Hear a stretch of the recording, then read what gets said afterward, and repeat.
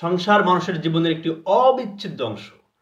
আদম আলাইহিস সালামকে সৃষ্টি করে সে কোনো কিছু বুঝে ওঠার আগেই জীবন সম্বন্ধে উপলব্ধি হওয়ার পূর্বেই আল্লাহ তাকে বিবাহ দিয়েছিলেন, সংসার দান করেছিলেন।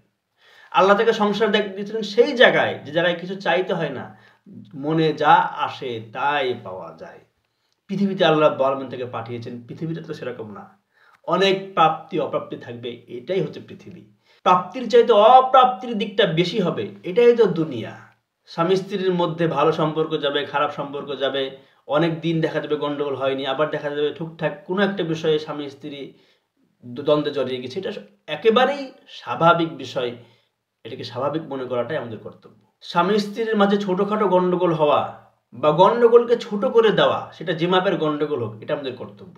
যারা স্বামী স্ত্রীর গন্ডগোলকে বড় করে দিতে চায় বা স্বামী স্ত্রীর গন্ডগোলকে মিটিয়ে দিতে চায় না, যে নারীরা বা যে মা বোনেরা কথায় কথায় স্বামীর কাছ থেকে তালাক কামনা করে, তাদের জেনে রাখা উচিত, সাওবান রাদিয়াল্লাহু আনহু বর্ণনা করছেন, রাসূলুল্লাহ সাল্লাল্লাহু আলাইহি ওয়াসাল্লাম বলেছেন, আইয়ুমা ইমরাতিন সালাত যাওজাহা তালাক মিন গায়রি মা বাসিন, ছোটখাটো কোনো বিষয়, তুচ্ছ বিষয় নিয়ে যে মা বোনেরা তালাক কামনা করে, যারা স্বামীর ভাত খেতে চায় না, যারা স্বামীর সাথে সংসার করতে চায় না, তারা যেন জেনে রাখে, ফাহারামুন আলাইহা রাইহাতুল জান্নাহ, ছোটখাটো বিষয় নিয়ে যারা স্বামীর কাছ থেকে তালাক কামনা করে, এই মেয়েরা, এই মা বোনেরা জান্নাতে তো যাবেই না, জান্নাতের সুঘ্রাণ পাওয়া যাবে 50,000 বছরের দূর থেকে, এই মা বোনেরা জান্নাতের সুঘ্রাণ পর্যন্ত পাবে না। নাউযুবিল্লাহি মিন যালিক।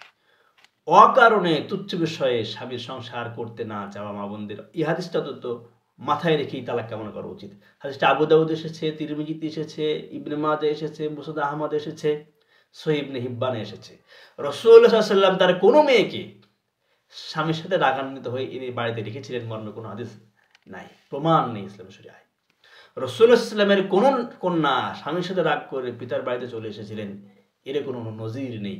কিন্তু বাড়িতে সংসারে অভাব তাদের ছিল না, এরকম না। রাসূলুল্লাহ সাল্লাল্লাহু আলাইহি ওয়াসাল্লামের বাসাতেও মাস ধরে চোলা জ্বলে নাই, এরপরেও কোনো স্ত্রী বাপের বাড়ি যে চলে গেছেন, এরকম নজিরও আমরা পাইনি। অতএব সংসারের ছোটখাটো বিষয়, আপনার সংসারের বিষয়টা আর যাই হোক, একদিন না খেয়ে থাকা, 1 মাস না খেয়ে থাকা, আল্লাহর নবীর স্ত্রীদের মতো ত্যাগের মতো বড় বিষয় অবশ্যই আপনার সামনে আসেই নাই। আমাদেরকে ধৈর্যশীল হওয়া এবং সংসারকে কন্টিনিউ করার তৌফিক আল্লাহ দান করেন। আল্লাহুম্মা আমিন।